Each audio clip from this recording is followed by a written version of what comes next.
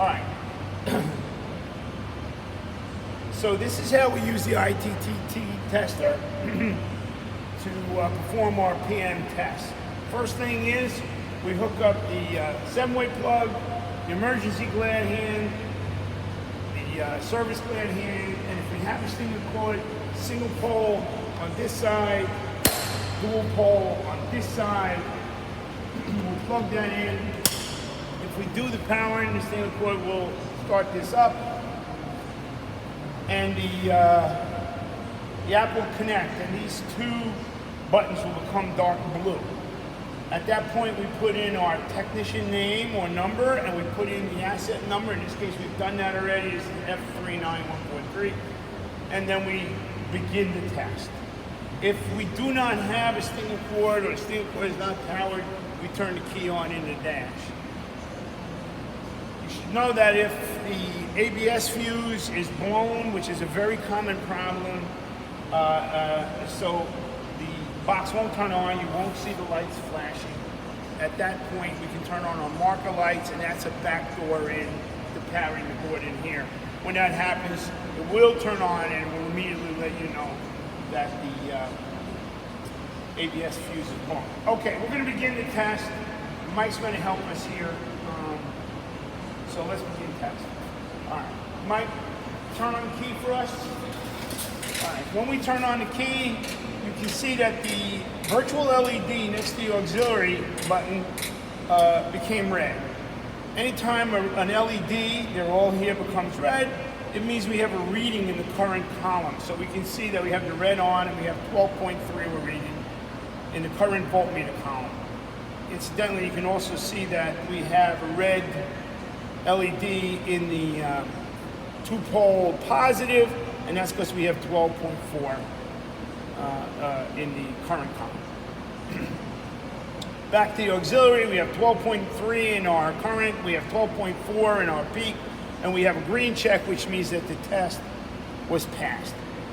But as we look at all the other tests, we see that they all have red X's, which means that they did not pass. Well, in this case, we simply haven't tested them yet, but it gives us an opportunity to see what happens when we fail a test. So if you get in close here, you can see that we have a red X, and on the peak voltmeter, we see that there's writing here. It's the range, and it says 11.6 to 14.9, which means that if the reading is above 14.9, we'll get a red X, or below 11.6, we'll get a red X. In this case, our reading is 0 because we haven't turned it on yet, but it gave us an opportunity to learn about a failure. So Mike is going to turn on the marker lights, and he did, and you notice that we populated both the clearance and the running lights, and we got 12.3, 12.3 in our current column. Our 2 LEDs lit up, and we have 12.3, 12.3 in the peak column, and our red X is turned into green checks. Now we're going to shut those lights off, and we notice the 2 LEDs went dark. Whoop. What happened? I hit something. There we go. The 2 LEDs went dark, and the 2 current readings went to 0. However, the peak readings remained 12.3, so we retained our check marks. So that peak column is similar to us filling in a PMI sheet and saying, okay, turn it on, I saw 12.3, shut them off, I'm good. That's what it's doing for you. Okay. We're going to go a little faster now. Mike's going to step on the foot brake. And you can see red LED, current column, peak column, X, red X turned into a green check, and you're going to let go. We went dark, we went to 0, but the peak reading stayed. Do the right signal for me, Mike? All right. The main reason for the LEDs was so that you could watch the flasher timing here, because it's hard to watch the voltmeter because the voltage is varying so quickly. But we see we have a peak of 12.2, we have a green check, and we do have good flasher timing. Let's go to the left signal. Same thing. All right, and now we can shut that off, and we notice that we now have all green check marks except for our red X at the 2-pole positive and the single pole positive. The reason we have a red X here, even though we have 12.4 current and 12.4, if you can get in here close, you can see the range for that is 13.0, not 11.6. 13.0 to 14.9, because this is a charge line. This charges the liftgate batteries. We cannot charge batteries at 11.6 or 12.4 or any such thing. We need to get to 13 volts. So presumably, when we start the truck up, if the alternator's working, this red X, the voltage will go up, the red X will turn into a green check. So we're gonna do that now. Start it up.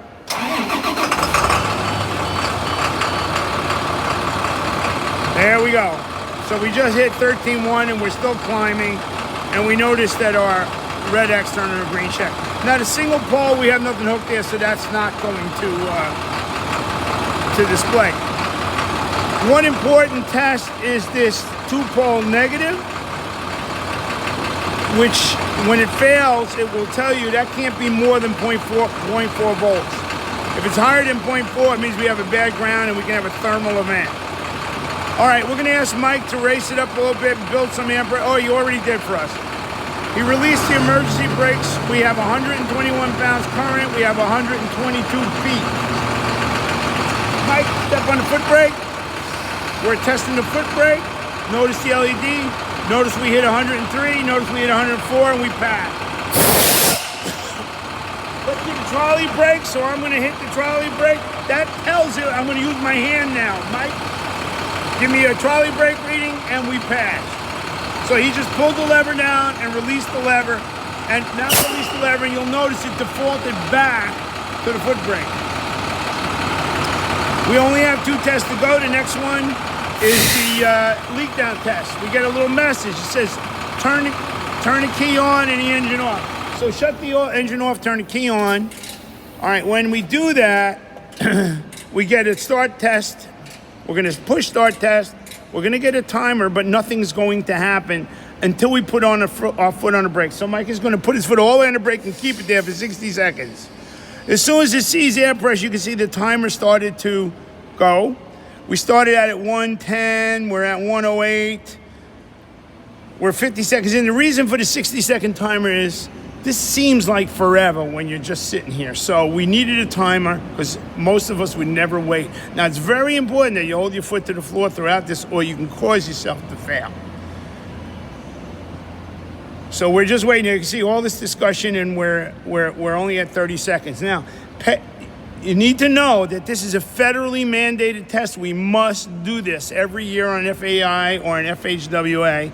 This is checking to see if from the tanks out to all the loads, whether it be brake chambers, quick release valves, auto lube systems, PSI systems, it's to make sure that we are not losing air pressure through the lines or the load components.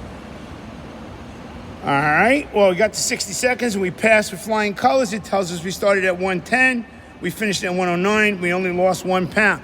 The spec for this test is 3 pounds for a straight truck with air brakes, 4 pounds for a combination vehicle, which is what we are. The box emulates the trailer. 5 pounds for a set of doubles, and 6 pounds for a set of triples. And of course, we don't go beyond that. It's not, they don't spec beyond that. Now, that is part of the Federal Register. We're going to say okay, and we're going to do the last test, which is when I hit that, I get a message. It says pump the brakes down to under 80 psi. So Mike, let's pump that down. You can see we're pumping it down one more time, Mike. There we go. And it says that we have to enter the RPMs that we're going to run at. And it says we have to be between 600 and 900. I'm going to type in 700, and Mike is going to immediately start the engine. In fact, Mike, you can start it now. Okay. You can see as soon as the engine started, this is a 45-second test. We started out at 78 PSI. Over here, the blue line is building as the pressure goes up, and above that, we can see how much pressure we're gaining. So we started at 78, plus 9 is going to be 87 over here, and it is. We need to get to 20 pounds before 45 seconds. So we're almost there now, 97, 98. We just passed the test, but we got 10 seconds to go. So we'll wait for that.